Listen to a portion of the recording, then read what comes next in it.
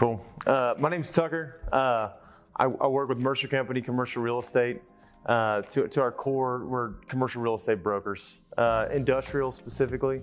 So we really help guys buy, sell, and lease property.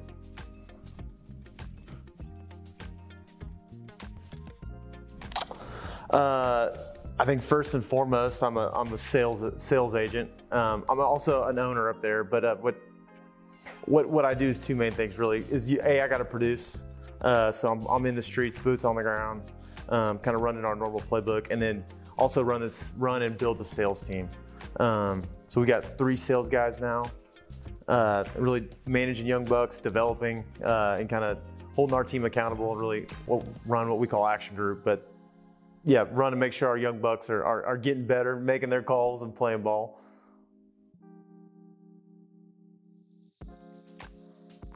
I have a bachelor's in kinesiology from the University of Central Oklahoma. I got a real world MBA from multiple business ventures. I call it a street MBA. But yeah, UCO graduated in 2012. Went to Heritage High School before that. Played ball at UCO from 2008 to 2012. But yeah, I don't have a lot of self-development and books read, but not 2013 was my last year of school.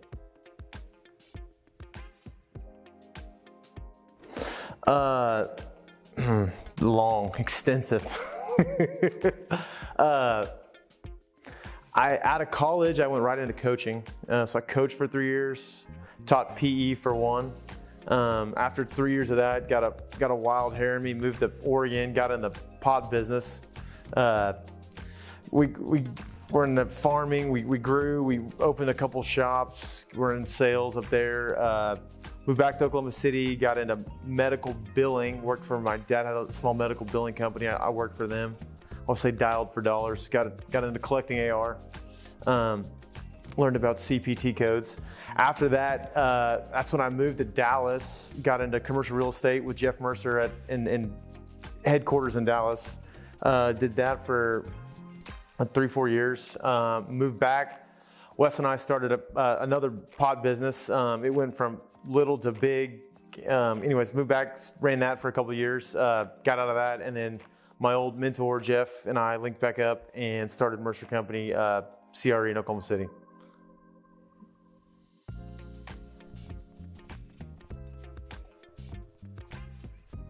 Several. I think you got to be open to hear mentors first, but I think first my dad is probably the most influential person in my life. You know, he had a very successful career and opened a business, entrepreneur, very entrepreneurial. Didn't come from a lot, so don't have a lot of old money experience, but had a lot of entrepreneur experience, and really how many lessons he taught me was kind of cool, and how much what he has said has come to fruition. That's number one. I'd say number 2 was probably my high school strength and conditioning coach, Chris Gaffeller. Actually, work with his son now. He came on this past year and he's been absolutely crushing it. He was awesome and just holding accountable and just learning to work. And then third is my business partner now, Jeff Mercer. In my professional career, has probably been the biggest mentor I've ever had. Just from the caliber at which he is and someone that successful to give someone that comes from nothing, didn't really have a lot, to take you under his wing has been pretty cool. So yeah, so those 3 guys have really, along the way, have been the biggest influences.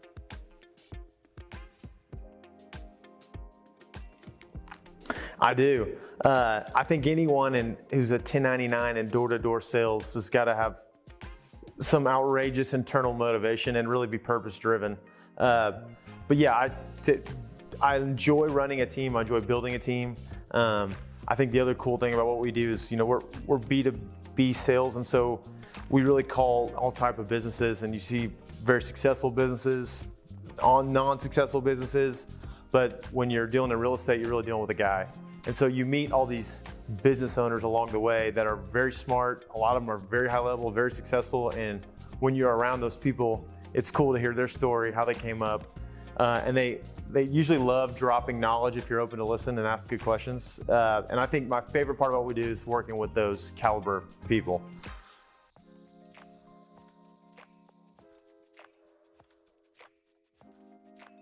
That's a good segue. I'd say working with high-level people and really like seeing good businesses and bad businesses, and it always comes down to the real estate. Like at some level, you have to have a spot to operate. Most businesses, leases come up in a big play. More time. There's no secrets in real estate. You're dealing with high-level people, big deals, people's livelihoods on the line. So there's a lot of when I say pressure, there's just when someone's business is on the line, it has to move. It is such a bigger deal than what you originally think of. So I like the pressure of it. And that's on the just kind of like in the sales field. I think what I like on the team side in managing and building a team is just seeing young guys financially have success and really watch them develop and grow. I think I really like when my team succeeds and seeing guys that don't have a lot get to where they can be financially successful is a cool journey too.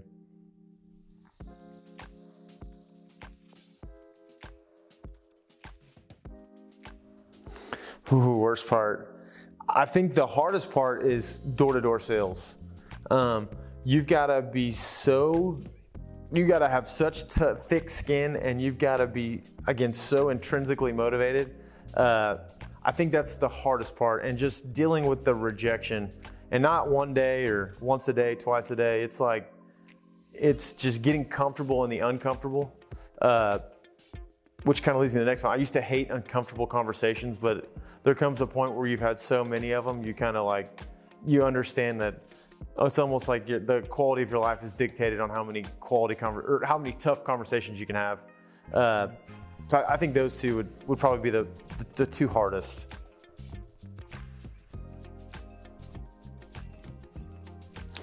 I would recommend my industry to any young buck who's got I would recommend it to people who are intrinsically motivated and are financially driven, who want to go produce. I also love guys with kids. I think they work really hard. I think it's a young man's game because of the amount of effort and calling you have to do. So yeah, I mean, if anyone who's got any hustling bone in their body is open to learn and wants to go get it, yeah, I would highly recommend it, because you can have a lot of financial success in this industry. If you can get out of the dirt, if you can get out of the initial push of like being green, not knowing anything, and being open to learn and want to go get it.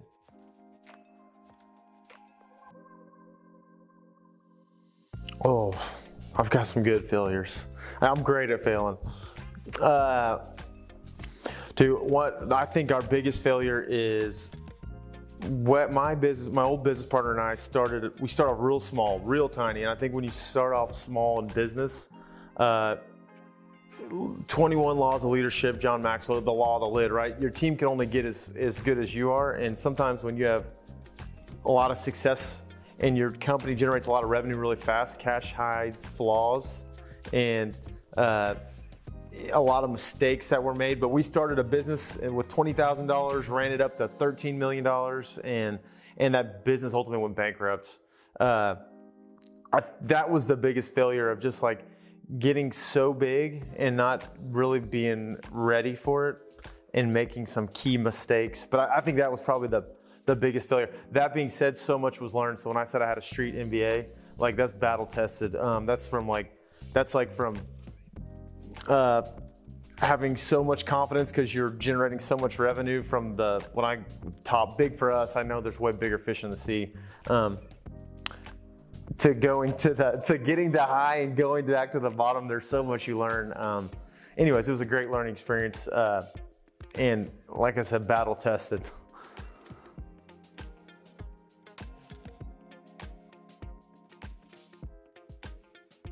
Yeah.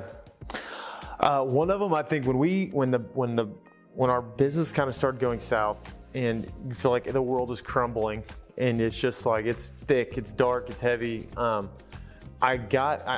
was kind of coming to an end, and I went to a wedding, and my old boss and mentor, Jeff Mercer, and I was just getting back into real estate because I needed some personal revenue. Right, there comes a point where you go all in and it doesn't work, and you feel the all in. So I started with the company and got back into industrial real estate, and I had a listing, and Jeff was like, dude, so we saw you on CoStar, And so anyway, we started shooting the shit and as two do over shots of tequila. And anyways, he ultimately said, man, if you're back in it, and kind of asked me what was going on and how I was, because, you know, I think I did a good job on ending on good terms when I ultimately moved back. Life lesson is always don't burn bridges, especially to good people. He basically just said, hey, I've always wanted to do this, but I want to open a branch in Oklahoma City. He opened up 3 this year. You know, would you be interested in doing that? And as we sipped some Don Julio and cheers, I was like, let's do it. And I think so the success in that story was to have done such a good job with someone, and it's such an honor from such a big mentor to want to come open a business with you.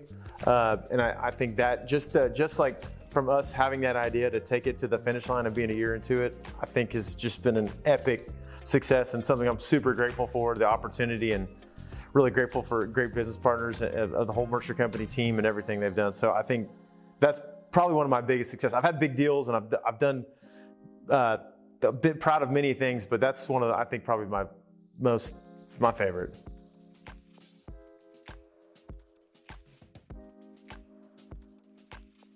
Yeah, buckle the fuck up. What I mean by that is entrepreneur is not for the faint of heart. If you think it's going to be easy, or you have some false perspective of what that means, and the sacrifices and the stuff you got to really kind of give up to go do it, it's harder. It's 10 times harder than you think. It's not really a smooth road. It's really rocky and bumpy, and nothing really ever goes to plan. And it's painful at times. It's extremely rewarding at times. It can be very painful at times. Sales too. And so I would say, you know, and being number one, you don't always have to be number one too. You can draft off people, and you can get equity and perform at such a high level. You can draft and make things easier than having to go get funding, be self-funded, be 100% responsible. And probably number 2, 3, 4, 5, 6, 7, 8, 9 guy can make a great living and still get equity in a company and not have to be number one. So I'd say if you want to own and operate your own business, just buckle up, because it's a bumpy ride. I think in life you have chapters, and so let's go with my latest venture. I started with really Jeff funded this. Jeff and I cut a business deal, and so I had a partner who, I threw in money too, but I had a partner who ultimately threw in the majority of the money to get started. So I got funding from a business partner, which is rare in general, because you have to people have a false perspective of capital and sweat equity, but I cut a really great deal with Jeff, and anyways, that's where we got to start our money. He's got a lot more revenue than I do.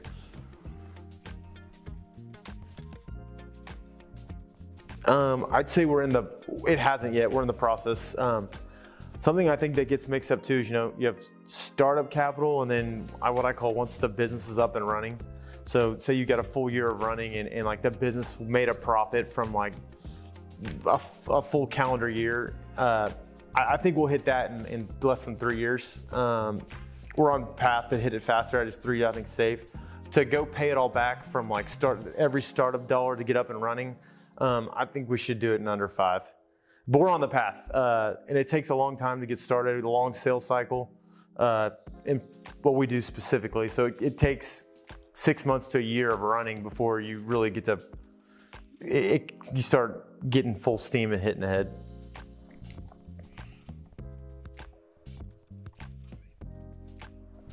I think, I'm a year and a couple months into this. I think the last 3 months I've had good months, but comfortable is relative. You acquire debt along the way. I don't know if you just live comfortable, but I think start getting your personal revenue back up. So about a year. Different too, because I am there's the entrepreneur side, and then there's the sales side too. So different, I really produce to get paid. So, 1099 sales is its own business, and then you've got the operating side too. So it's kind of both. But anyways, on about a year and a half. But comfortable, again, is relevant. I don't know if I'm just comfortable other than we got deals coming in.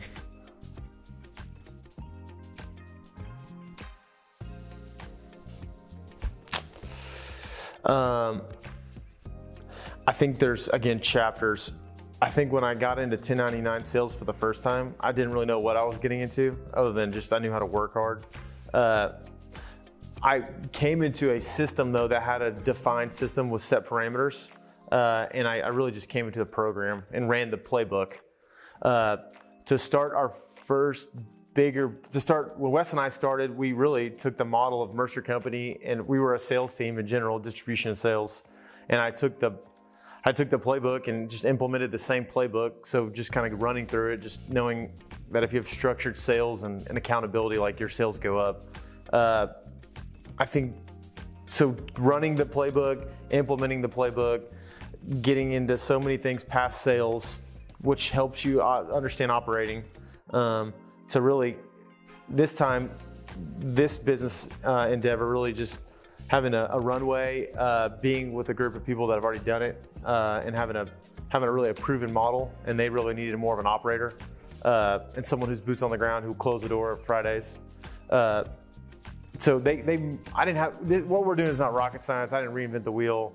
This is really just kind of, are you willing to go hustle, and are you willing to sit in the uncomfortableness long enough to make it?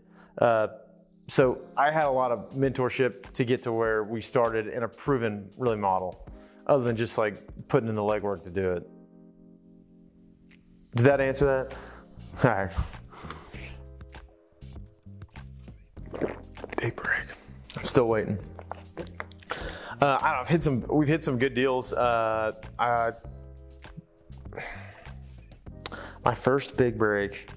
I think my first big deal I ever did was in Garland, Texas. It was an 80,000 square foot lease. It was just short of a 100K commission check. And that was the first time I was like I could not believe, I was like, man, that's the real deal. So that was like in 2019, maybe 2018, 2019. That was the first time that was 4 years of calling to get to there, but that was like, I think my first like big break. That was my first big deal.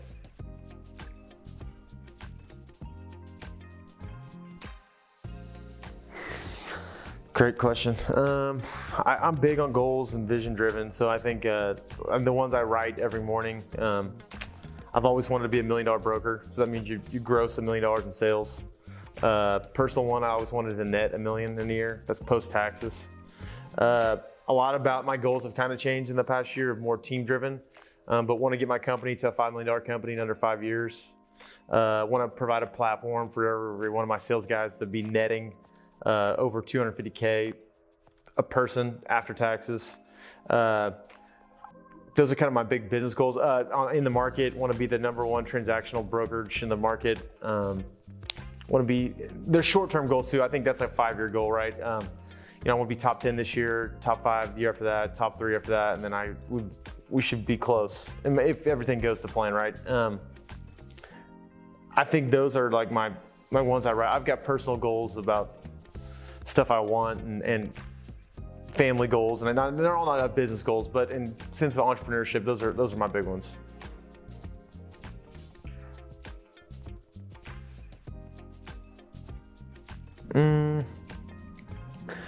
In real estate, there's the OREC board. I don't want to say hurdles, but there's just a board there's rules at which, there's ethics at which you have to operate in. Do they hinder business apps? I don't think so. There's not like this changing market or there hasn't been really in the industrial real estate sector that has changed commissions for brokerages. So no, not that on the top of my head I can think of too much.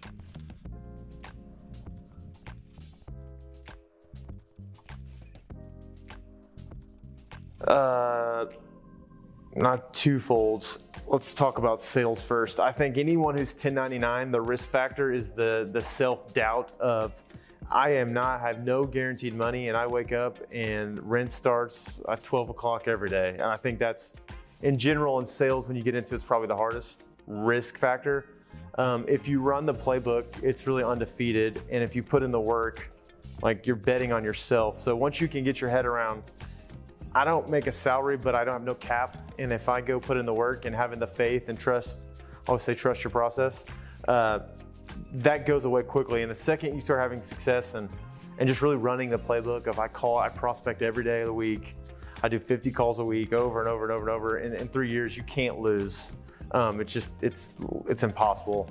I think that, so for the sales side, I say that's the biggest risk factor.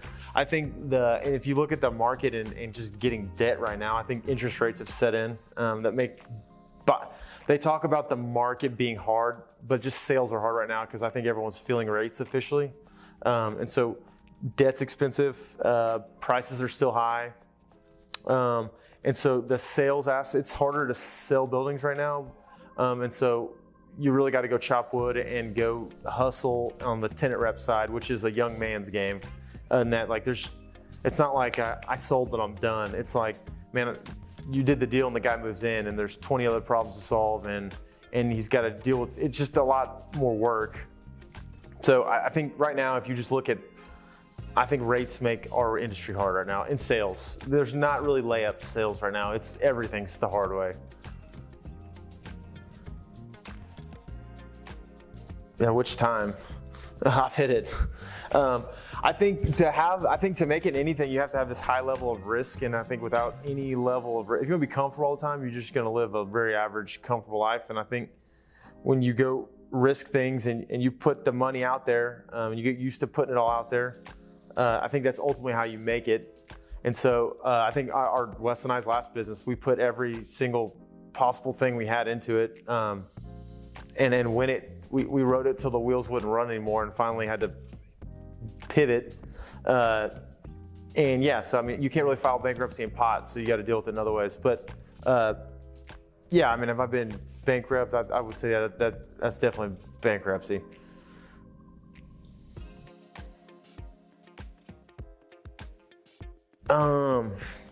We're old school, man. Our marketing program is pretty simple. 50 cold calls a week in person. We're door-to-door industrial sales guys, so we're in the streets. I think I'm still trying to crack the code of a digital marketing and generate passive leads. We are pure offensive players, though. I think in real estate signs, you generate leads off sign calls. I think that we do a lot too. I think social media's got a big presence in today. Landing pages, building email lists, putting out content, whether that be a newsletter, Instagram posts, and just really, I have my strategy from GC, shout out 10X, but just ending obscurity. What is that? Just getting in front of people. You're competing with noise, so you just really need to be seen and heard. I think the most effective thing we do is cold calling in person. That's also the most expensive. Email campaigns, I'm trying to think if we do anything just out of the ordinary. We're trying some new things with some custom marketing for big listings we have, and kind of building platforms to help generate passive leads. But I think in general, it's cold calls, emails, direct mail campaign. We send direct mail out, and not emails, of course, but I think that's kind of our general game plan.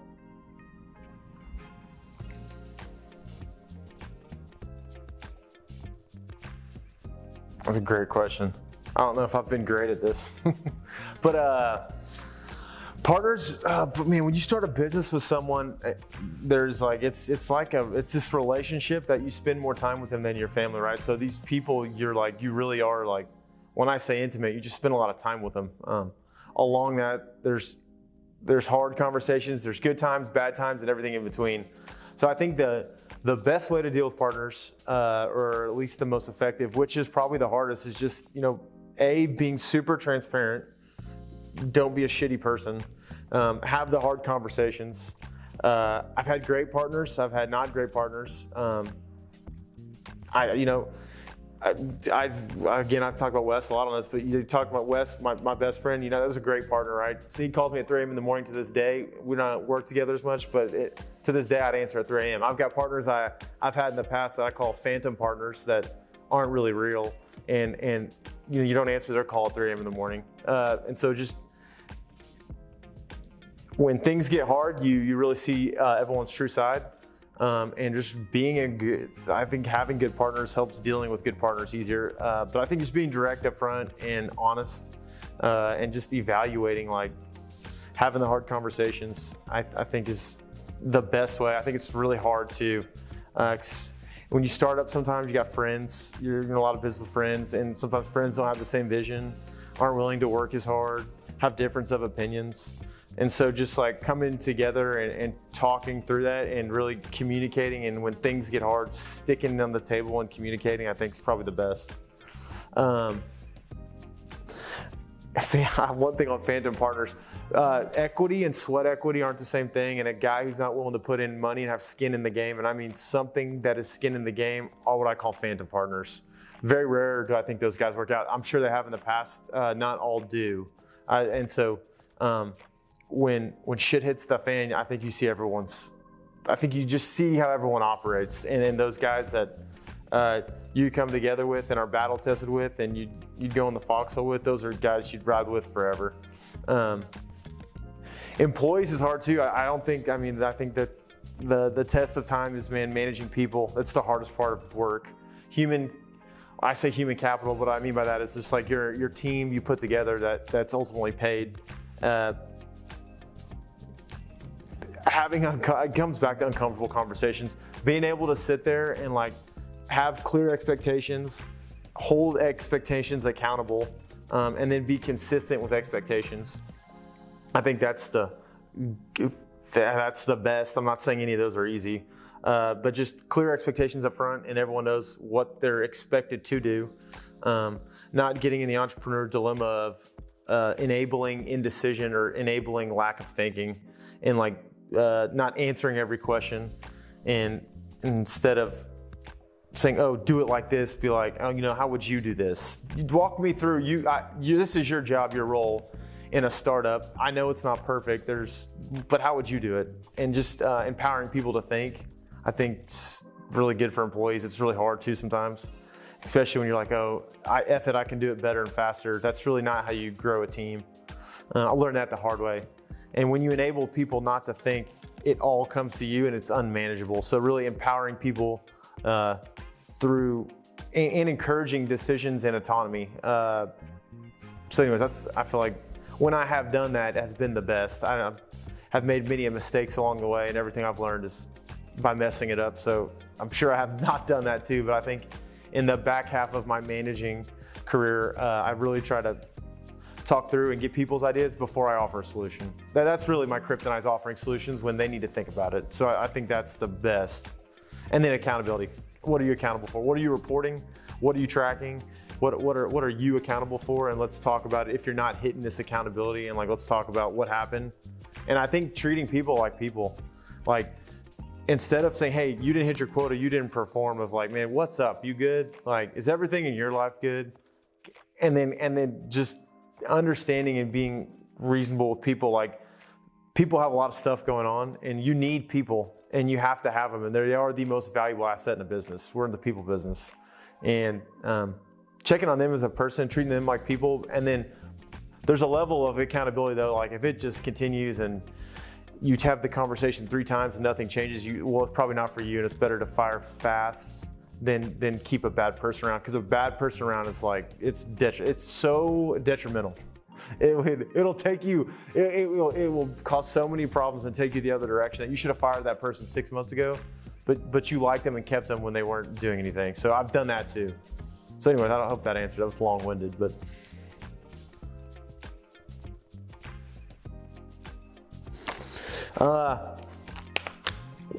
Not a lot yet. I think there's plans. I think ultimately, there's 2 ways to do this. You could give first, and then give first with the intent of not receiving anything, and keep giving, and stuff will come back. I have felt the pain of a business not making it. I have felt not making payroll. I have felt just the revenue pains of not having it. And so I think our really main focus this year is is adding so much value to clients and being so good in the market and spending so much time in the streets and really just crushing our value and job we do to clients. We have really been on a client focus more so than giving back to the community. I do want to do that in the future. We haven't yet, so it's coming. I think at this particular time, we had to get up and running and we had to get out there, and we're really known in Dallas. And I think when you come to a new state, it is so much about getting your name out there. We have spent an extreme amount of time, energy, and effort in the streets. And that's really where our manpower's been. So anyways, not yet, it's coming. Well, would love to do more, and I think in the next 12 months we can.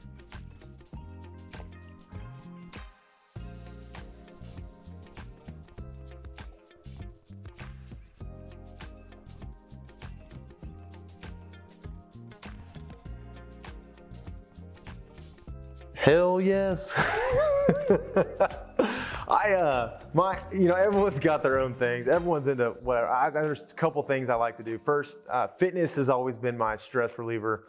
And if I don't go sweat and do something outrageously hard, I'm not the same person. So yeah, I work out 7 days a week. I'm not saying that's the best, but that's what I like to do. Got real involved in a new gym, Coda. Shout out to my boy, Jared. So got into the CrossFit scene. It's cool, it's competitive, great group up there. It's hard too. I like kind of not having to think and just go in there and sit through the suffer. I tried to do some type of race once a quarter, whether something pretty hard, whether it's a big bike ride or run some hard race. I'm not David Goggins level, but I'm chipping away. The other thing, I dance. I got into salsa dancing. I think when I felt like the world was crumbling, dance is really what I got into, and it was such a, gringos don't know how to move like that in salsa and bachata, and so it really took the mental, and when you learn something new like that and you're moving, it was great. And so I've been dancing now for about a year. Shout out to my boy Henry he's who I dance with now, but yeah, so anyways, fitness and dance is what I really got into. So I think that's my self-care. That's what I like to do.